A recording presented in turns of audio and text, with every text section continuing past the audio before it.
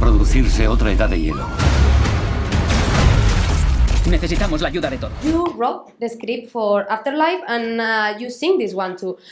How was your jump to directing it? Was your idea, or did someone has to convince you were the perfect guy for this job?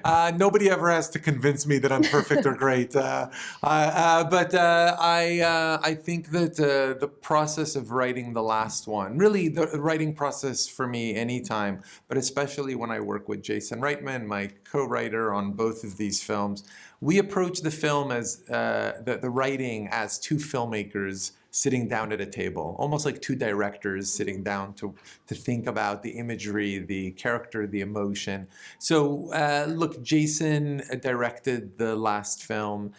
It was an incredibly moving experience for him to be able to take the baton of directing from his own father. And when it came time to tell this new story, there was at one point while we were writing it where it just felt right. It was the right moment to do it. There were a lot of spirits in this movie, a lot of fantastical elements.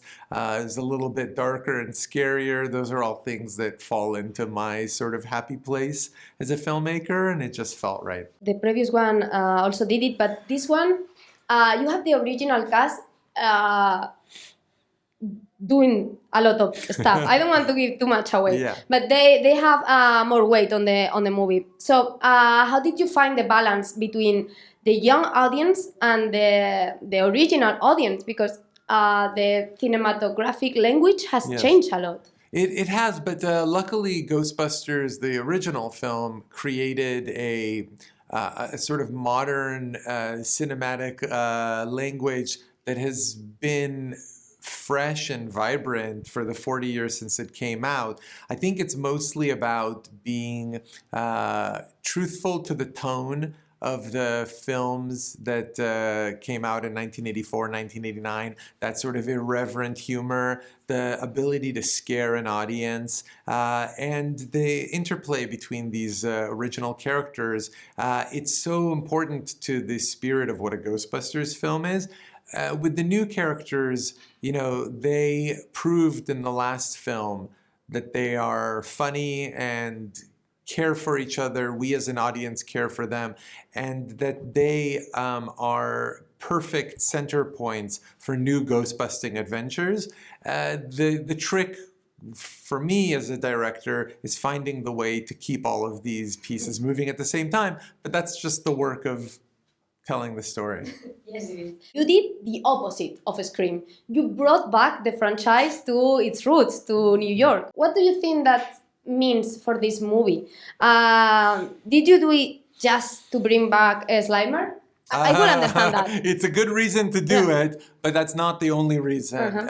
It was because our family, the Spangler family, is searching for home. At the end of the last film, as they're leaving Oklahoma, they don't know what the future holds. What they're looking for is a baseline, something that they can put their roots in. And in this firehouse, the original headquarters of Ghostbusters, they're going to try as a family to find that center.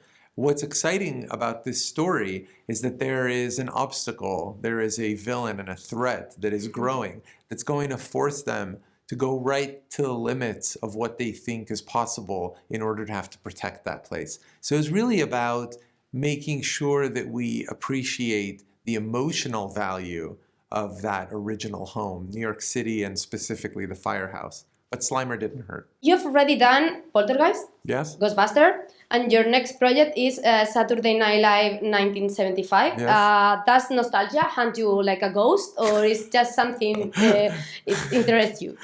Clearly, I have some skeletons in my closet. There was a moment in my life where I think, like any of us, there are imprints that culture makes on you that either make you, feel represented on the screen, or in my case, felt to me like a window into a world where I, as an audience member, felt like my eyes were opening for the first time. And I think that is a core inspiration. I think you have to be careful that you don't allow nostalgia to weight down the new storytelling.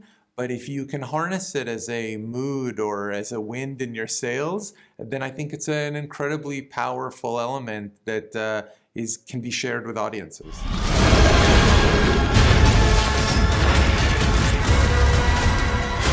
¡Atención! Criatura alta, morena y cornuda a las 12.